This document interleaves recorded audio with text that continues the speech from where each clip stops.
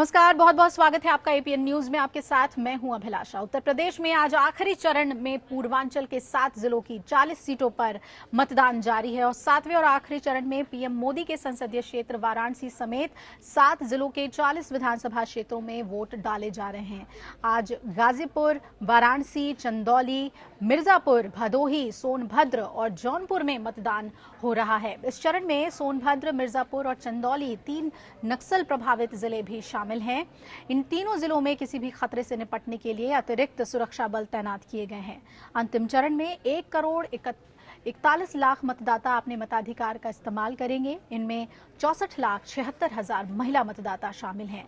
Vote डालने के लिए कुल 14,458 मतदान केंद्र बनाए गए हैं। आखिरी चरण में बीएसपी के 40, बीजेपी के 32, सपा के 31, कांग्रेस के 9, आरएलडी के 21 उम्मीदवार चुनाव मैदान में हैं और सबसे ज्यादा 24 उम्मीदवार वाराणसी कैंट, जबकि जौनपुर के केराकत सीट पर सबसे कम 6 प्रत्याशी मैदान में हैं।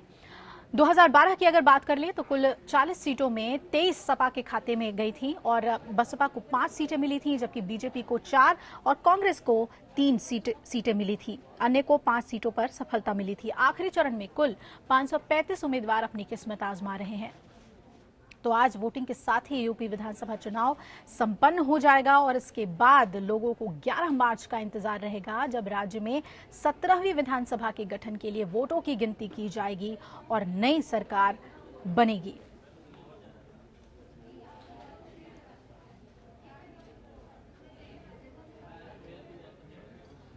तो यूपी में आखिरी चरण का मतदान जारी है। सुबह से ही मतदाता मतदान केंद्रों पर कतारों में खड़े हैं, अपने मताधिकार का इस्तेमाल करने में जुटे हैं। सुबह 9 बजे तक वाराणसी में 12% तक मतदान हुआ है।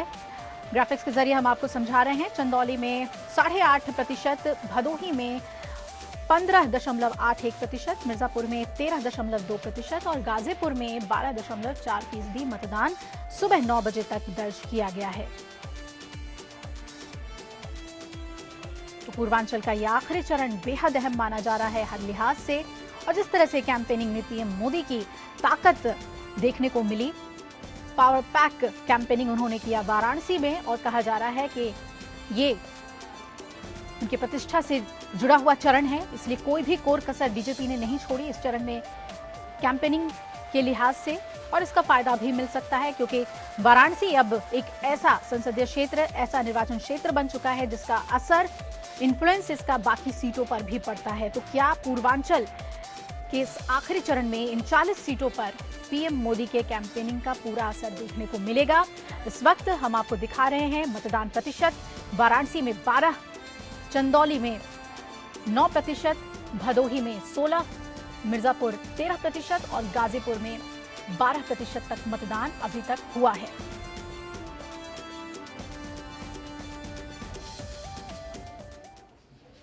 और इस पर खास चर्चा के लिए हमारे साथ मेहमान जुड़ रहे हैं। यहाँ नोएडा स्टूडियो में मेरे साथ अनिला सिंह हैं, यूपी बीजेपी की प्रवक्ता। बहुत बहुत स्वागत है आपका अनिला जी। द्विजेंद्र त्रिपाठी, प्रवक्ता यूपी कांग्रेस के, हमारे साथ लखनऊ स्टूडियो से जुड़ रहे हैं। मोहम्मद अब्बास हैं, सपा के नेता हमारे साथ, और रामदत्त त्रिपाठी, वरिष्ठ पत्रकार, हमारे साथ जुड़ गए। बहुत बहुत स्वागत है सर आपका। रामदत्त जी, मैं आपसे ही शुरुआत करना चाहूंगी। सबसे पहले जो वोटिंग प्रतिशत आ रही है, कैसे देखा जाए? क्योंकि बाकी जितने फेजेस हुए हैं उसमें लास्ट फेज में भी कम वोटिंग हुई है और इस बार जिस तरह की कैंपेनिंग हुई है उस तरह से क्या रुझान आप देख रहे हैं वोटिंग प्रतिशत का? नहीं, अभी तक तो केवल एक जिले से आपने 16% दिखाया है, बाकी तो वोटिंग कम है, कहीं 9% है, कहीं 12% है। तो वोटिंग जैसा कि चल रहा था पिछले 2-3 दौर से, तो वोटिंग परसेंटेज कम है और मुझे लगता है यही सबसे बड़ी चिंता का विषय भी खास करके भारतीय जनता पार्टी के है, क्योंकि अगर उनके मतदाता पोलिंग बूथ तक नहीं जाते हैं तो फिर उनकी अपेक्षा के अनुरूप परिणाम नहीं आते, क्योंकि खास करके जो दलित समुदाय के लोग हैं, जो गरीब हैं, किसान हैं, माइनॉरिटीज हैं, देखा गया है कि वो वोटिंग में ज्यादा दिलचस्पी ले रहे हैं। जी, यानी कि बीजेपी के लिए ये थोड़ा चिंता का सबब हो सकता है। अनिला जी, कहते हैं ऐसा कि वोटिंग जब बम्पर हो तो बीजेपी को फायदा मिल जाता है। क्या इसे जोड़कर आप देखती हैं कि वोटिंग प्रतिशत अगर कम हो तो नुकसान होगा बीजेपी को? अभिलाषा जी, सबसे पहले तो आपको और आपके चैनल के माध्यम से मैं अपनी सभी बहनों को आज महिला दिवस है उसकी बहुत बहुत शुभकामनाएं देना चाहूँगी। और मणिपुर और उत्तर प्रदेश की महिलाओं से विशेषकर मैं विनती करूँगी कि घर से बाहर निकलिए और अपने वोट डालने का अधिकार का प्रयोग करिए। आपकी बराबर की हिस्सेदारी है और जितनी आप वोट डालेंगे ज़्यादा संख्या में उतना ही अच्छा बदलाव होगा प्रदेश में भी। हाँ, जैसे अब वापस आपके प्रश्न पे आ जाती हूँ अभिलाषा जी। अभी तो दिन की शुरुआत हुई है, लेट अस सी किस प्रकार से दिन बढ़ता है, शाम 5 बजे तक कितना वोट परसेंटेज बढ़ता है। पर हाँ, जब जब वोट कम होती है तो चिंता का विषय केवल भारतीय जनता पार्टी या किसी और राजनीतिक दल के लिए नहीं है, परंतु पूरे समाज के लिए होता है। बिकॉज ये 5 साल में एक बार ऐसा दिन आता है जब आप मताधिकार का प्रयोग करते हैं और कौन सी सरकार बनेगी और किस प्रकार का शासन आपको अपने प्रदेश में चाहिए, उसमें आपकी हिस्सेदारी होती है। तो ये मौका कभी भी किसी को चूकना नहीं चाहिए और जाकर अपना मताधिकार का प्रयोग करना चाहिए। चलिए, उम्मीदें अभी भी बनी हुई हैं क्योंकि अभी पूरा दिन है, शाम है। जल्दी से मोहम्मद अब्बास जी, आप अपनी बात रखिए। इस बार के अगर आखिरी चरण की हम बात करें तो जो पिछली बार जो नतीजा था 23 सीटों का, वो पाते हुए अपने आप को देख रहे हैं आप कांग्रेस के साथ मिलने के बाद? कितनी उम्मीदें हैं इस चरण से आपको? अभिलाषा जी, मैं पहले महिला दिवस पे तमाम भारत की महिलाओं को नमन करता हूं और सम्मान में कहता हूं और प्रधानमंत्री जी से अनुरोध करता हूं, हाथ जोड़ से करबत प्रार्थना के महिलाओं को सम्मान करें और आज यशोदा बहन को जाए कम से कम मुलाकात कर ले, माता से मिलना है। महिला सम्मान के लिए प्रधानमंत्री जी से अनुरोध है। उत्तर प्रदेश का भी सम्मान बढ़ जाएगा। माँ गंगा की कसमें खाएं, सब खाएं, यशोदा बहन के जाके आंसू पोंछे तो सच्चा सारा भारत उनके महान कार्य की गुणगान करेगा। तो अब अच्छा ये होगा महिला सम्मान के लिए और यशोदा बहन के लिए भी आप कटाक्ष ना करें। यशोदा बहन के लिए भी अच्छा होगा कि आप कटाक्ष ना करें, किसी महिला आप निजी जीवन के ऊपर ना बनाए। मेरा सवाल मोहम्मद अब्बास जी, आपकी पार्टी की संभावनाओं को लेकर था, प्रदर्शन को लेकर था, लेकिन आप निजी चीजों पर कटाक्ष कर रहे हैं यहाँ पर। 7 फेरे थे। अभिलाषा जी, अगर अभिव्यक्ति कटाक्ष है तो सच्चाई कहना तो अपनी पार्टी के संकीर्ण मानसिकता है आपकी नहीं, और अपने पार्टी के नेता गायत्री प्रजापति को लेकर क्या महिला दिवस पर कुछ बोलेंगे? जिनके परिवार के लोग, जो पीड़ित परिवार हैं, वो इस वक्त गुहार लगा रहे हैं, क्या इस मसले पर आप कुछ बोलना चाहेंगे महिला दिवस पर? आप जरा गायत्री प्रजापति द्वारा महिला और उसकी बच्ची के लिए आप आवाज उठा सके, उन्हें गिरफ्तार कर सके तो बेहतर होगा। उत्तर प्रदेश जो सामूहिक बलात्कार में अव्वल नंबर पे आता है, उन सब महिलाओं को न्याय दिला सकते तो बेहतर होता। परंतु अब आपकी गिनती जो है खत्म हो चुकी है, समाप्त हो चुकी है। महिलाएं जो हैं हर दिन जो डर के हर पल जो डर के विजेंद्र जी में रही हैं, वो किसी से छुपा नहीं है। विजेंद्र जी, क्या मोहम्मद अब्बास जी की इस बात से आप इत्तेफाक रखते हैं, जिस तरह से उन्होंने प्रधानमंत्री के निजी जीवन पर कटाक्ष किया है, या फिर इस वक्त पार्टी के अंदर के एक नेता को लेकर जो असहज स्थिति बनी हुई है, असहज स्थिति बनी हुई है, उस पर महिला दिवस पर हम चर्चा कर लें क्या? अभिलाषा जी, हम बात वहीं शुरू करेंगे जहां पर भाई रामदत्त जी ने खत्म किया था कि ये जो कम वोटिंग हो रहा है ये किसके लिए चिंता का सबब है। सवाल ये है कि हम भारतीय जनता पार्टी की बात करते हैं तो निश्चित तौर पर हम ये कहना चाहते हैं कि उनके जो कार्यकर्ता हैं, जो लोगों के बीच जाते हैं, वो कहीं न कहीं से उदासीन दिखाई दे रहे हैं। और उदासीनता का सबसे बड़ा कारण है कि ऐसा कुछ भी केंद्र सरकार ने नहीं किया है जिसकी उपलब्धियों को लेकर के लोगों के बीच में जाएं, जागरूक करें और कहें कि नहीं। लेकिन आपके साथी नेता का ये कहना कि प्रधानमंत्री को महिला दिवस पर यशोधरा के पास जाना चाहिए, अपनी माता से मिलना चाहिए, क्या ये तर्क संगत है? क्या ये इस वक्त समय की जरूरत है क्या इन बातों पर कटाक्ष करना? इस पे कांग्रेस का क्या स्टैंड है, ये तो बता दीजिए महिला दिवस पर। मेरी अभिव्यक्ति है, आपकी अभिव्यक्ति है तो आपकी जिम्मेदारी भी है। मोहम्मद अब्बास साहब, अगर आपकी अभिव्यक्ति है तो आपकी जिम्मेदारी भी है। गायत्री प्रजापति पर अगर हमने आपसे सवाल पूछा महिला दिवस पर, उसी पर कुछ बोल दीजिए। अभिलाषा जी, हम चाहते हैं कि ये विषयांतर न हो। जिन मुद्दों को लेकर के हम लोग बैठे हुए हैं उसी मुद्दे पर बहस हो तो ज्यादा ठीक है। सवाल यह है कि आज आखिरी चरण की वोटिंग हो रही है और पूर्वांचल से संबंधित है 40 विधानसभाएं हैं और ये विधानसभा वहां पर है जहां से प्रधानमंत्री जी मेंबर ऑफ पार्लियामेंट चुन करके आते हैं, जहां पर चलिए उन्होंने द्विजेंद्र जी, हम लगातार समझ रहे हैं 3 दिन असहज तक स्थिति आपके लिए हो मैं- जाती है। अगर समाजवादी पार्टी के नेता गायत्री प्रजापति की यहाँ पर बात हो तो ऐसा लगता है कि विषयांतर हो रहे हैं, लेकिन प्रधानमंत्री की बात हो तो वही पूरी तरह से आपको विषय नजर आता है। चलिए मान लेते हैं इस बात को, क्योंकि आखिरी चरण में उन्होंने पूरी ताकत झोंकी हुई है। आप किस तरह से देखते हैं? आपके नेता राहुल गांधी कहते हैं कि वही डायरेक्टर, वही कैमरामैन, वही सब कुछ हैं और टेक पे टेक ले रहे हैं प्रधानमंत्री।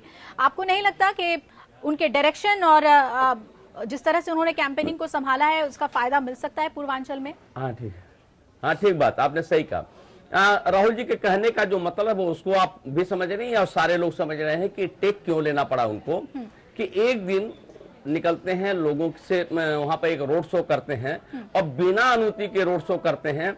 जब इस पर ऑब्जेक्शन होता है तो कहते हैं कि हम जनता दर्शन के लिए निकले थे। जनता दर्शन के लिए जब लोग निकलते हैं तो बिल्कुल महाराजा की तरह निकलते हैं, राजा की तरह निकलते हैं, गाड़ी पे बाहर निकल करके लोगों से का अभिवादन करते हैं, लोग उनका अभिवादन करते हैं। ये कौन सा जनता दर्शन है?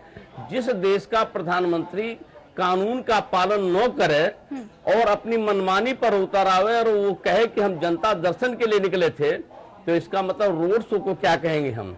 जो राहुल जी ने, अखिलेश जी ने रोड शो किया, जो 3 दिन तक वहां पर प्रधानमंत्री ने रोड शो किया, फिर दोनों में फर्क क्या हुआ? हम निकलते हैं रोड शो में तो जनता का ही दर्शन करते हैं, जनता से ही मुलाकात करते हैं, तो नाम एक तरफ रोड शो दिया जाता है, दूसरी तरफ जनता दर्शन की बात करते हैं। तो हम अपनी सुविधानुसार शब्दों को जिस तरह से गढ़ते हैं, लोगों को भ्रम में डालते हैं, ये सबसे बड़ा गुनाह है, क्योंकि पब्लिक इस सारी चीजों को समझती है। राहुल जी ने कहा कि ये रीटेक हो रहा है इसलिए कि पहले दिन भीड़ नहीं जुटी, दूसरे दिन बहुत सारे जिलों से थोड़ी भीड़ लाई गई तब भी नहीं जुटी, तीसरे दिन और ज्यादा। और प्राय ये है कि कभी जब शूटिंग होती है तो अगर वो शूटिंग पूरी तरह से नहीं हो पा रही, डायरेक्टर जिस तरह से चाहता नहीं हो पाती है, तो रीटेक किया जाता है। वही प्रधानमंत्री जी चाहते थे, जिस तरह की भीड़ इकट्ठी वो नहीं हो पा रही थी, तो बार बार उस चीज को दोहराया जा रहा था कि कहीं से भीड़ दिखाई दे। द्विजेंद्र जी, चलिए थोड़े लोग आए, पता नहीं उन तस्वीरों को आपने कैसे लिया जिसमें काशी की तस्वीरें जो दिखी हैं, जो भीड़ जुटी है।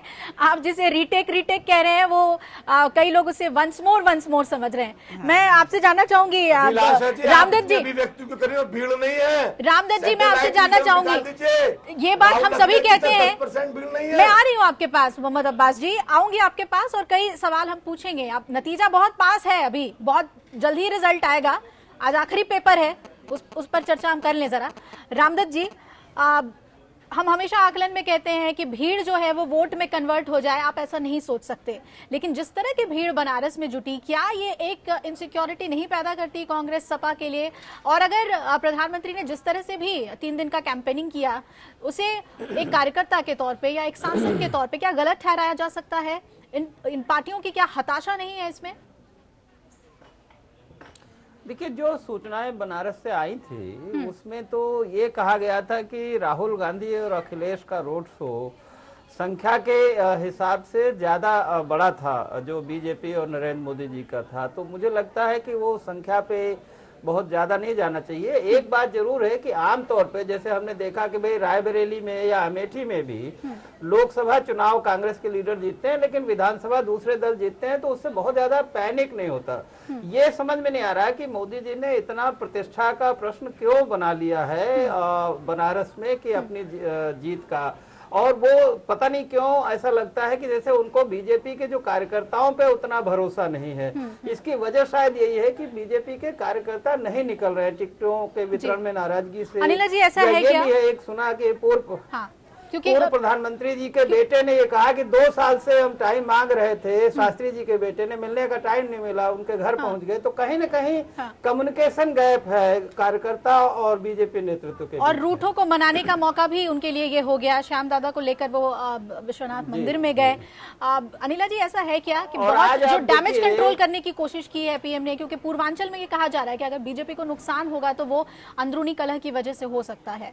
क्या पीएम ने सिर्फ डैमेज कंट्रोल के लिए इतना बड़ा शो किया है जिस पर आपत्ति है विपक्ष को? अभिलाषा जी, देखिए ऐसा है कि भारतीय जनता पार्टी के कार्यकर्ता में और बाकी राजनीतिक दल के कार्यकर्ताओं में यही फर्क है। हमारा बहुत डेडिकेटेड काडर है। अगर जैसे बाकी लोग कह रहे हैं कि टिकट बंटने के हिसाब से कुछ लोग नाराज हो गए और कुछ लोग खुश हो गए। तो अगर किसी के मन में किसी प्रकार का दुख भी था तो वो आपस में हमने समझाकर सब कुछ ठीक कर दिया था। हाँ, ये जरूर है कि जो बाकी राजनीतिक दल थे वो इस चीज की बहुत ज्यादा आशा कर रहे थे और प्रयास भी कर रहे थे कि हमारे दल में किसी प्रकार से फूट हो जाए, हम बढ़ जाएं और हमारा कार्यकर्ता जो है हमारी पार्टी के लिए या हमारे खड़े हुए कैंडिडेट के लिए कार्य नहीं करे। तो उसमें तो ये लोग असफल हो गए।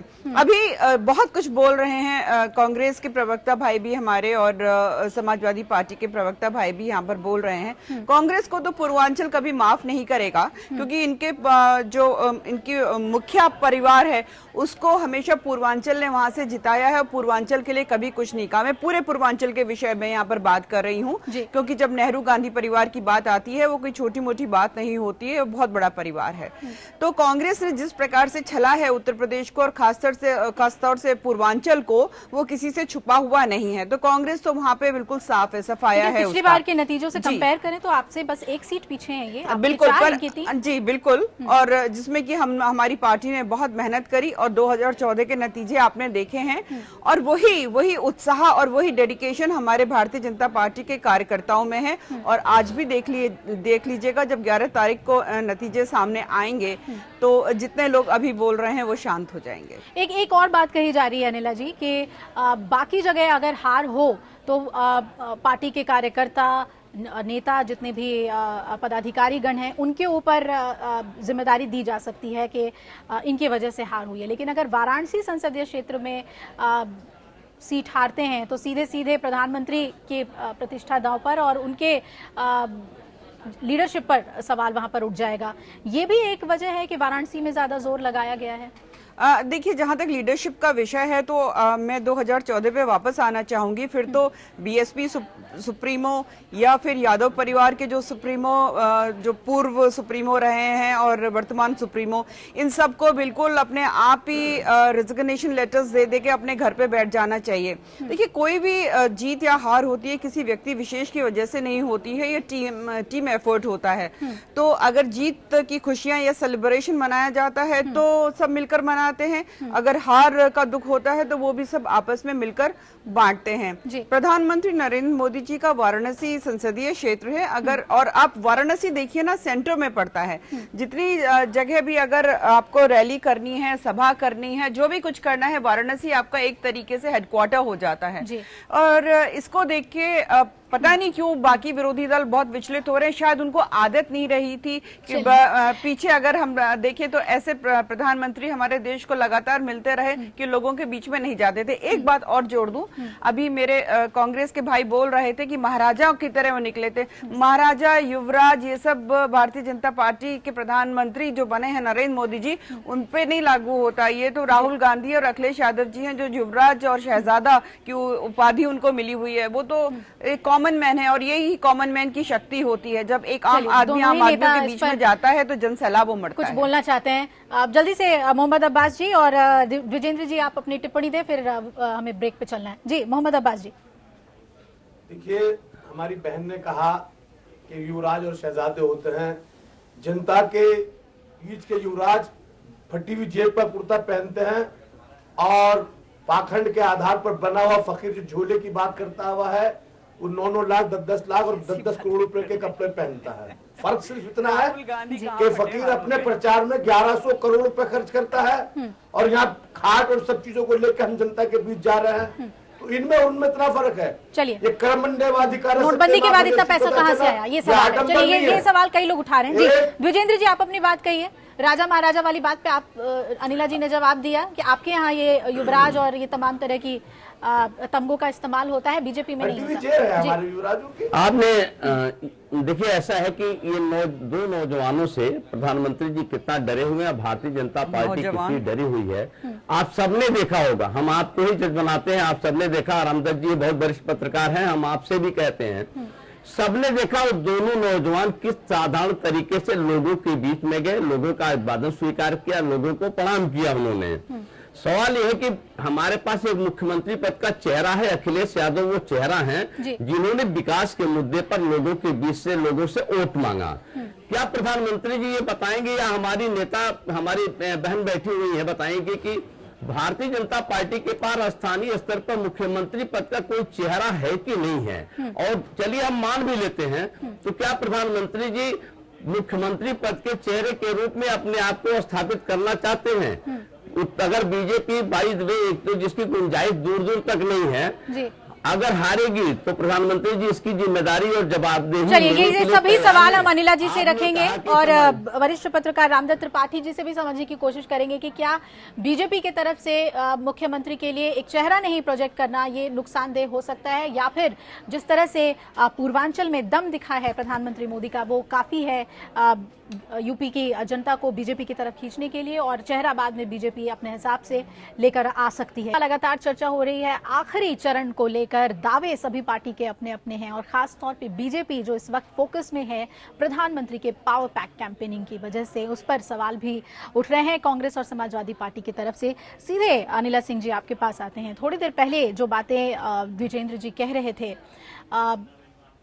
पूरे कैंपेनिंग को लेकर, ये आपसे हम जरूर जानना चाहेंगे कि अगर सीटों पर फायदा नहीं मिलता है, बढ़त नहीं मिलती है, तो इस कैंपेनिंग की बात को आप छोड़ दीजिए, वो प्रधानमंत्री का बतौर कार्यकर्ता या बतौर सांसद ये उनका अधिकार है कैंपेनिंग करने का, इसे हम कहीं से भी गलत नहीं ठहरा सकते हैं, लेकिन फिर जिम्मेदारी किस पर, किस पे क्या वजह आप मानेंगे कि अगर सीटें मन मुताबिक नहीं आई तो? अभिलाषा, मैं अपनी बात रखूं उससे पहले एक बार पुनः मैं उत्तर प्रदेश की पुलिस और एटीएस उत्तर प्रदेश को बहुत बहुत बधाई देना चाहूंगी कि जिस प्रकार से पूरा एनकाउंटर उन लोगों ने हैंडल किया है वो बधाई के पात्र हैं।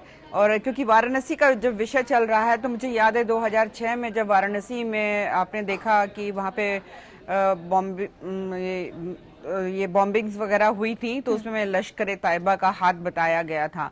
तो अगर ये शायद अभी मध्य प्रदेश में तो जो हादसा हुआ उसकी तो जड़ें यहाँ से मिल रही हैं, पर हो सकता था कि आज भी कोई बड़ा हादसा हो सकता था, क्योंकि मऊ में भी प्रधानमंत्री जी के ऊपर हमले की चेतावनी यूपी पुलिस ने दी थी। तो ये बहुत कुछ, ये जो आज एनकाउंटर हुआ है, कल से जो चल रहा था, रात में समाप्त हुआ है, ये बहुत अच्छी तरीके से हैंडल किया है पुलिस फोर्स ने, तो वो बधाई के पात्र हैं। अब मैं वापस आ जाती हूँ जो आपने कहा है कि अगर जीत या हार, देखिए जो भी राजनीतिक दल ये चुनावी रणक्षेत्र में उतरता है जीतने के लिए उतरता है, चाहे मैं हूँ, चाहे कांग्रेस में जैन जी हैं और चाहे अब्बास साहब हैं, सब लोग जीतने के लिए उतरे हुए हैं और उसी उत्साह और जोश के साथ उतरे हुए हैं। बाकी देखिए लोकतंत्र है, जनता जो है वो फैसला कर लेगी कि किसके आगे बटन दबाना है। तो यहाँ पर हर पार्टी जो है अपनी पार्टी के विषय में मजबूती से रख रही है, पर आकलन और फैसला जनता के हाथ में है। कुछ कहना चाह रहे थे मोहम्मद अब्बास जी आप? जी, मैं कल के एनकाउंटर के लिए उत्तर प्रदेश की पुलिस को बधाई देना चाहूंगा कि उन्होंने एक आतंकवादी घटना जिसके तार मध्य प्रदेश से जुड़े, मेरी बहन ने कहा कि हादसा भी हुआ, मध्य प्रदेश से 11 आईएसआई के एजेंट पकड़े गए, बजरंग दल और बाकायदा उनसे एक पार्टी से ताल्लुक पाया गया। मध्य प्रदेश की जेलों से लकड़ी की चाबी से लोग जाते हैं, तो मध्य प्रदेश कहीं ना कहीं आतंक का गढ़ बनना है, बड़ा शोचनीय प्रश्न है। और मैं पुनः बधाई दूंगा, बहन जी की तरफ से भी कहा कि उत्तर प्रदेश की पुलिस ने मौका रहते ही उन आतंकियों को दर दबोचा, लेकिन देश को चिंता मध्य प्रदेश से करनी चाहिए जहां लकड़ी की चाबी बनाकर आतंकवादी हाईटेक जेलों से फरार हो जाते हैं, जहां एक पार्टी विशेष से 11 आईएसआई के एजेंट पकड़े जाते हैं और जिस तरह से ब्लास्ट हो रहा है, चिंता का विषय है। लेकिन मैं पुनः आऊंगा बनारस की तरफ कि वहां जो कुछ हो रहा है, सोमनाथ मंदिर में सुबह से पूजा चल रही है, सारे काम हो रहे हैं, ये ठीक उसी तरह से हो रहा है जो एक छात्र होता है परीक्षा देने के समय वो सारे साल पढ़ता है, ये गलत किताबें देखता है, ये गलत, इम्तिहान से पहले की रातों में जागना नहीं पड़ता। नहीं अब्बास साहब, ये मत कहिए, ये देखिए ये आस्था का विषय है। सोमनाथ में जाके अगर पूजा अर्चना कर रहे हैं, शिव भक्त हैं वो, और आपको पता होगा 14 ज्योतिर्लिंग में सोमनाथ जो है पहले नंबर पे आता है। तो आप कृपया करके, ये आस्था का विषय है, हिंदुओं की आस्था को इस प्रकार से आहत मत करिए, ये मत करिए। हम आप पे कभी बोलते हैं कि आप शुक्रवार को जाके नमाज क्यों पढ़ रहे हैं क्योंकि वोटिंग होने वाली है, ऐसी बातें मत करिए। आप अपने राजनीतिक दल तक रहिए और उत्तर प्रदेश की राजनीति तक रहिए तो बेहतर होगा। यहाँ पर किसी की भावनाओं को आहत न करें तो भला होगा। मैं बिल्कुल भी नहीं सुनने वाली हूँ, बिल्कुल नहीं सुनूंगी। आप कृपया करके राजनीति तक रहे तो बेहतर होगा। हमारी पूजा और अर्चना पर प्रश्न चिन्ह लगाने वाले आप कोई नहीं होते हैं। आप हमारी पूजा और अर्चना हम कब कर रहे हैं, कहाँ कर रहे हैं, आप प्रश्न चिन्ह ना लगाएं। मुझे लगता है कि अगर अखिलेश यादव की लाइन को ही आप ले लें, लगातार वो काम के बारे में बात करते हैं, वही चीज अगर चर्चा में हो, प्रधानमंत्री के कामकाज को लेकर हो, आम जनता की उम्मीदों पर वो कितना खरा उतरे, अगर इन बातों पर हो तो ज्यादा बेहतर होगा। निजी चीजों किसी से नहीं है। आप निजी बातों को सवाल यहाँ पर बना रहे हैं और वो विषयांतर करेगा हमें हमारी चर्चा से। रामदत्त जी, मैं आपसे जानना चाहूंगी कि जी जिस व्यक्ति का जिक्र, जिस महापुरुष का जिक्र चल रहा है, उसी के इर्द गिर्द तो बना। आप भी तो पूरा महिमा मंडित कर रही है कि न्यू आए, 3 दिन रहे, न्यू जनता से मिले, रूठों को मनाया, फिर भी उन्होंने कहा कि हम तो नहीं करते आपको सपोर्ट। शिवाला जैसे गढ़ में आज तक सोच नहीं सकता, शिवाला में प्रधानमंत्री की मुर्दाबाद के नारे अब्बास साहब बेहतर होगा आप जो हैं अपने राजनीतिक दल और राजनीति के विषय में बात करें तो बेहतर होगा। हम किस प्रकार से पूजा अर्चना करते हैं, कि राम की करते हैं, कि शिव की करते हैं, कि माँ दुर्गा की करते हैं, उस विषय पे आप अब्बास साहब, आपको दिक्कत है इस बात से? उस विषय पे आप चर्चा ना करें। चैनल पे बैठकर आप ना बताएं कि हिंदुओं को क्या करना है और क्या नहीं करना है। चलिए सीधे यही पूछ लेते हैं। राजनीतिक अब्बास साहब, आप यहाँ पोलराइजेशन करने की कोशिश कर रहे हैं क्या? ठीक मतदान वाले दिन आपको दिक्कत है अगर प्रधानमंत्री मंदिर जाते हैं, बनारस में जाते हैं या गुजरात में जाते हैं? मैं सीधा रामदत्त जी आपसे जानना चाहूंगी, क्या ये तुष्टिकरण की कोशिश नहीं हो रही है? रामदत्त जी, रोज जाए। देखिए, आपने आज ये चुनाव मतदान पे चर्चा के लिए ये डिबेट रखी है, बिल्कुल, लेकिन अनिला जी ने जिस चतुराई से उसमें कल का ये जो आतंकवादी के मारे जाने की घटना को जोड़ दिया और पुलिस को बधाई देनी है तो अलग से फोन करके दे दें। आज इस चर्चा में जिस चतुराई से उन्होंने उसको लाया और फिर जिस तरह से अब्बास साहब ने प्रधानमंत्री की बात लाई, मुझे लगता है हमें मतदान पे केंद्रित करना चाहिए जो आज की, और इसमें कोई दो राय नहीं दिखी। हमारे देश के सुप्रीम कोर्ट ने भी कहा अभी कि धार्मिक प्रतीकों का और जाति का इस्तेमाल नहीं करना चाहिए। मोदी जी के, प्रधानमंत्री जी के साथ पूरे आदर के साथ 4 तारीख को जब वो बनारस में लाइव प्रसारण हो रहा था उनके विश्वनाथ मंदिर का, काल भैरव मंदिर का, तो उस दिन भी पोलिंग हो रही थी। हम लोग किसी मंदिर में जाते हैं तो सामान्य फोटो लेने में दिक्कत होती है, मना किया जाता है। सोमनाथ, ये पूजा किसी का निजी मामला होता है, लेकिन आज सोमनाथ मंदिर में जिस तरह से पूजा का और जलाभिषेक का लाइव प्रसारण वहां से अंदर से हो रहा है, तो कहीं न कहीं ये डाउट होता है कि इसका मकसद क्या है। पूजा तो सबको करनी चाहिए, नमाज सबको, जिसको मनो पढ़े, जिसका मनो चर्च जाए, लेकिन उसका अगर आप चुनाव के दिन लाइव प्रसारण करा के उसको दिखा रहे लोग, तो लगता यही है कि कहीं न कहीं वो चुनाव को एक हिंदू मुस्लिम, जिस तरह से कब्रिस्तान, श्मशान, ये सारी बातें की थी, वो एक शक पैदा होता है। ये वाजिब शक है, इसमें कोई एक वाजिब शक है। चलिए इस पर हम सवाल पूछेंगे अनिला जी से भी कि क्या आप डायरेक्टली और इनडायरेक्टली यही कोशिश कर रहे हैं कि जितनी तुष्टिकरण हो सके हो जाए और फायदा हो जाए। इसके अलावा मतदान प्रतिशत पर भी हम अपडेट लेंगे। का लगातार चर्चा हो रही है आखिरी चरण के मतदान पर और इससे जुड़ी अपडेट भी हम आप तक पहुंचाएंगे। हालांकि बहुत ही बेहतर नहीं कहा जा सकता रुझान को अगर देखें। सुबह 9 बजे तक का अपडेट हमारे पास है और 9% से लेकर 14% तक वोटिंग हुई है अलग अलग सीटों पर।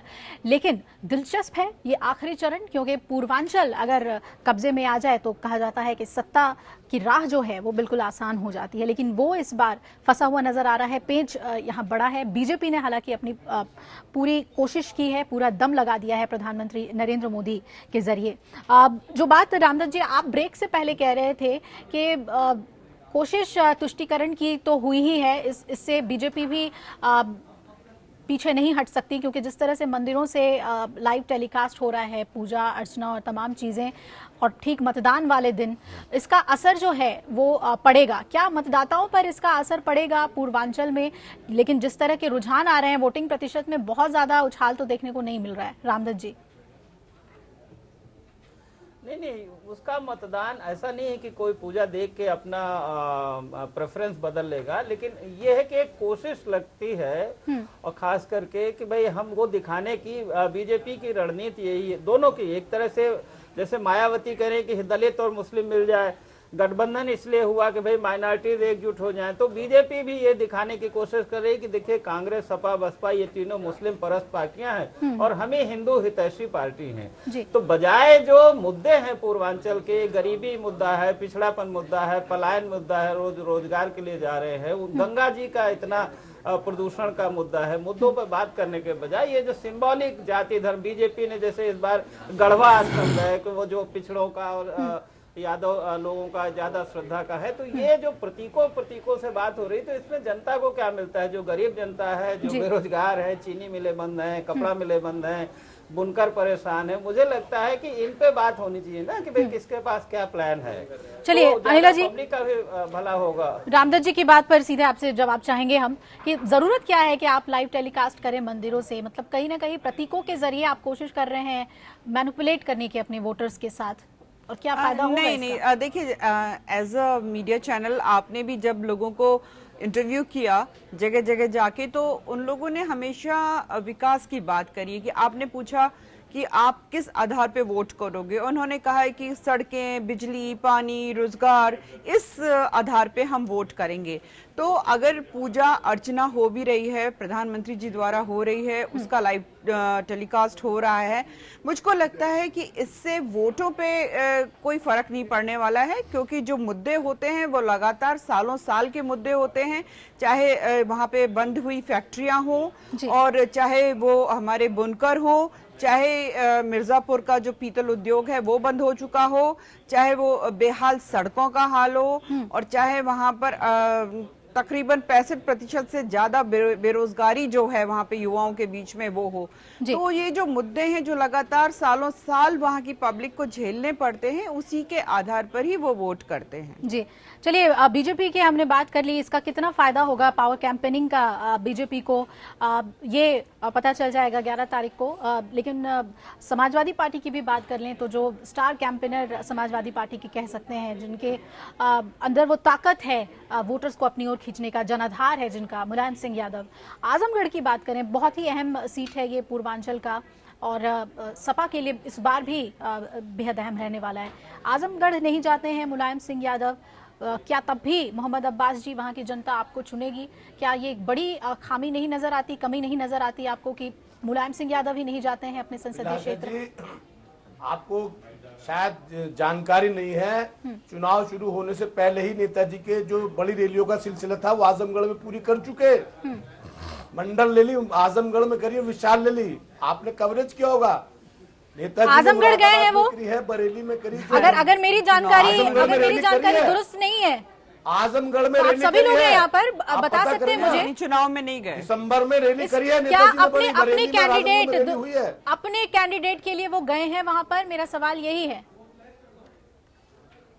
नेताजी गए हैं, आजमगढ़ में रैली करी है। कब करी है?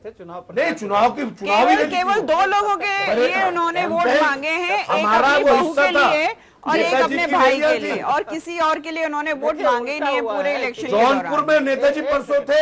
एक सेकंड, गाजीपुर में मुलायम सिंह जी ने रैली करी थी और वहाँ जितने लोग भी मौजूद थे उनकी रैली के साथ, उनके टिकट अखिलेश जी ने काट दिए थे। शादाब फातिमा भी, नारद राय भी, प्रकाश जी लड़ रहे हैं, प्रकाश जी कर रहे हैं। वो टिकटों का मसला देना नहीं देना, मैं अपनी बात पूरी कर लूं जरा। एक सेकंड, हकीकत यह है कि मुलायम सिंह जी को अध्यक्ष पद से हटाने से वो नाराज हैं और वो प्रचार नहीं कर रहे हैं। इसमें छिपी बात क्या है? ये तो साफ बात है, उसको स्वीकार करने में क्या दिक्कत है? नहीं, स्वीकार नहीं, नेताजी जौनपुर में गए हैं, जौनपुर में जाके सभा की है। वो एक यादव के लिए। मैंने आजमगढ़ की बात की, मोहम्मद अब्बास साहब, आजमगढ़ उनका संसदीय क्षेत्र है, वहाँ की जनता उनका रैली हुई है, उनके इंतजार में थी कि वो आएंगे। अभिलाषा जी, आप जौनपुर की यहाँ पर बात कर रहे हैं, आजमगढ़ और जौनपुर एक हो गया।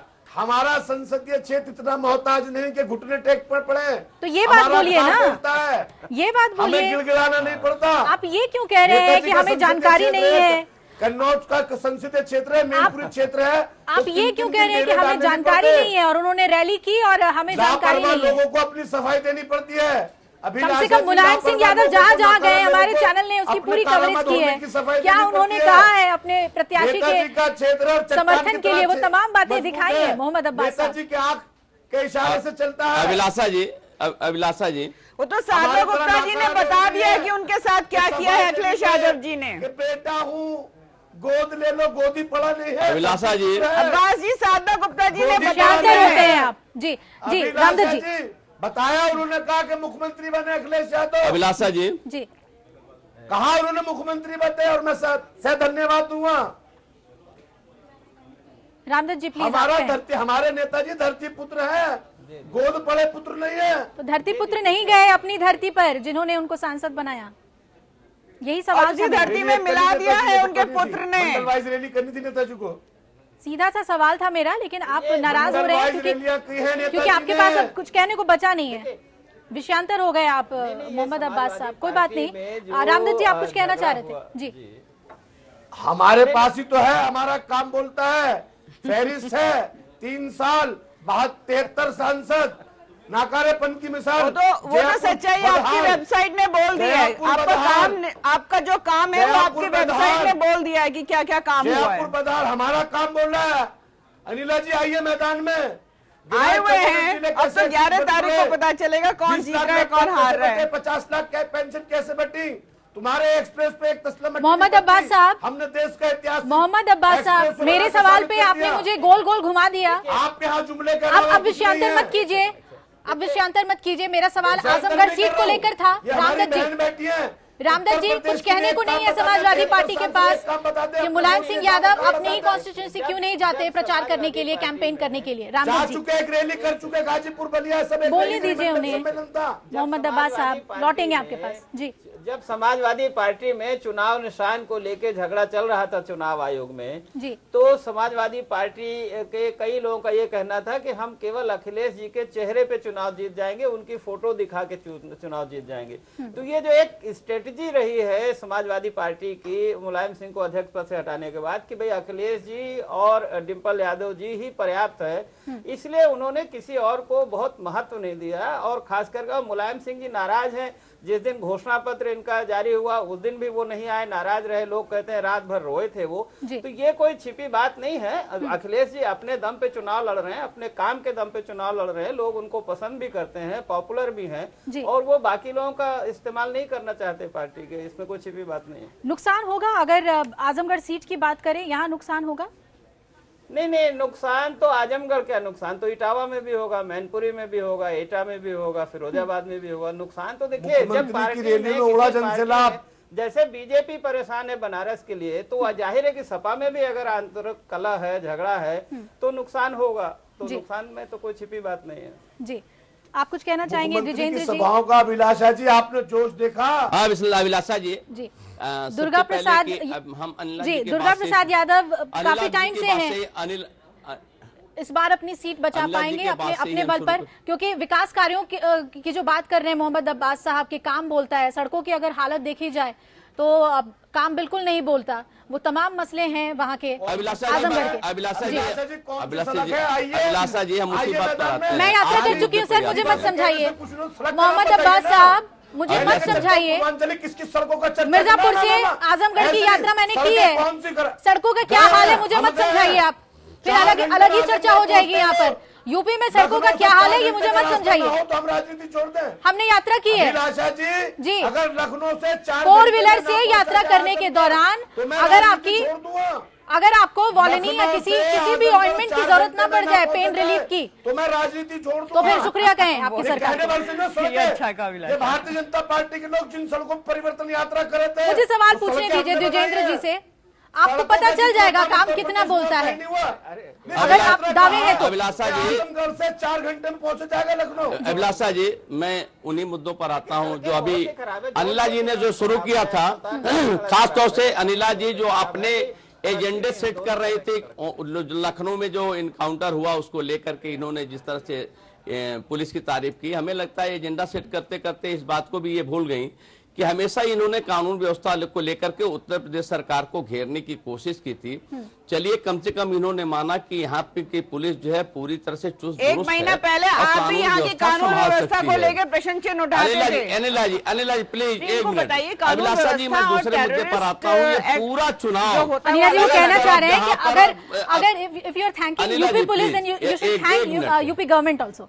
उनका ये कहने का मतलब है। नहीं जी, आचार एक संहिता मिनट। लागू हो गई है, पुलिस को फ्री हैंड मिल रहा है थोड़ा काम देखिए, करने के लिए, और अभिलाषा ये जो जी, एटीएस कार्य कर रही है वो अपना कार्य कर रही है, और यूपी पुलिस उसको सहयोग कर मुझे रही है, लगा और कि जो एक आम मुद्दे कानून पर- व्यवस्था होती है वो अलग तरीके से कार्य करती है। पुलिस बजरंग दल के कार्यकर्ता जो आईएसआई के एजेंट निकले गठबंधन करके नहीं मध्य प्रदेश से है ना, अरे सूरमा निकल कहाँ के की बात कहाँ 11 ले बजरंग जाते दल के हैं, कार्यकर्ता यूपी पुलिस ISI की के बात हो रही है सारे अब्बास देश में साहब, देखा। अब कहाँ की मेरी बात कहाँ ले अभिलाषा आते जी, हैं। और एक बात उत्तर समझ प्रदेश लीजिए का कान खोल के, आतंकवादी है, जो मध्य आतंकवाद प्रदेश का होता है ना तो उसका कोई धर्म होता है ना उसकी कोई सीमा होती है। देशभक्त है वो। आप इतना अरे- बताइए जो 11 आईएसआई अरे सुन लीजिए क्यों परेशान हो रहे हैं इतना, क्यों इतना परेशान हो रहे हैं। आतंकवाद जो होता है उसका ना धर्म है ना कोई सीमा है, ना कोई प्रदेश है ना कोई देश है। अक्रॉस बॉर्डर लाइन जो होता है आतंकवाद हमला करता है, और सभी का धर्म ये है कि उसको रोकना चाहिए, उखाड़ के फेंक देना चाहिए। पकड़े गए। मेरा बहन अनिला जी से कहना है क्या वो आतंकवादी थे, कहिए आतंकवादी थे। अरे जाके अभिलाषा मुलायम जी- सिंह यादव जी से और अपने अहमद हसन और अखिलेश यादव मैं जी एक से दो पूछिए बातों जो का- पैरोकारी करते हैं आतंकवादियों ISI की। एजेंट जो बजरंग दल के पकड़े गए आतंकवादी थे। मेरी बहन कह दो ना एक बार कि मध्य अखिलेश प्रदेश यादव में जी, बजरंग अहमद दल के हसन और ISI मुलायम एजेंट सिंह थे, यादव जी से आतंकवादी पूछिए, थे। और सोनिया गांधी जी से पूछिए किस प्रकार से दुखी होते हैं, पैरोकारी करते हैं। चलिए, मतदान के दिन मध्य प्रदेश में 11 आईएसआई एजेंट पकड़े गए, कहो वो आतंकवादी थे। मोहम्मद अब्बास साहब चलिए ठीक है, बहन कह दो ना, अगर यूपी पुलिस की आतंकवादी सराहना हो रही है तो जाके उसका मुलायम सिंह क्रेडिट आप यादव ले जी से सकते बात हैं। करिए आतंकवादी कि किस प्रकार से वो न्यायालय में जाकर कह रहे थे। जो आतंक का धर्म नहीं होता, बजरंग दल वाला आतंकवादी पकड़े अहमद गए। हसन से बात करिए जो कह रहे थे भाई सिम्मी पे से पाबंदी हट जानी चाहिए। अखिलेश यादव जी भी बोल रहे थे, उनसे जाके बात करिए। क्या बात कर रहे हैं, आतंकवाद का कोई धर्म होता है, कोई सीमा होती है। आतंकवादी थे। एक बार कह दो भाई की कृपा पानी पी लीजिए, चलिए, पानी पी लीजिए, ज्यादा गुस्सा मत करिए। मध्य प्रदेश पानी में पीजिए, 11 पानी। एजेंट पकड़े गए रामदत्त जी। आतंकवादी, तो बस कृपा करके एक बार बताते हैं।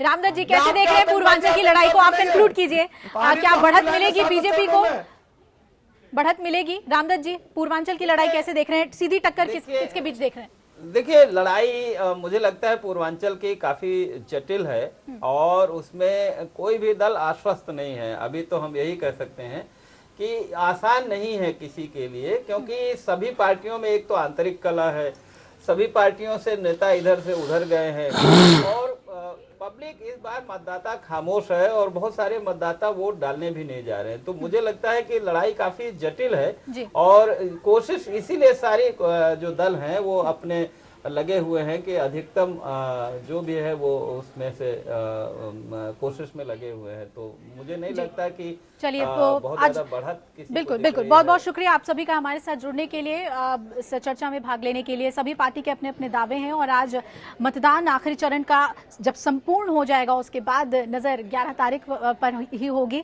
जिस दिन नतीजे सामने आएंगे और ईवीएम मशीन बताएगा कि सत्ता के गलियारे तक कौन सी पार्टी पहुंच पाएगी, जनता ने किसे जिम्मेदारी सौंपी है। इस वक्त इतना ही, बने रहिए हमारे साथ, खबरें लगातार जारी हैं। नमस्कार।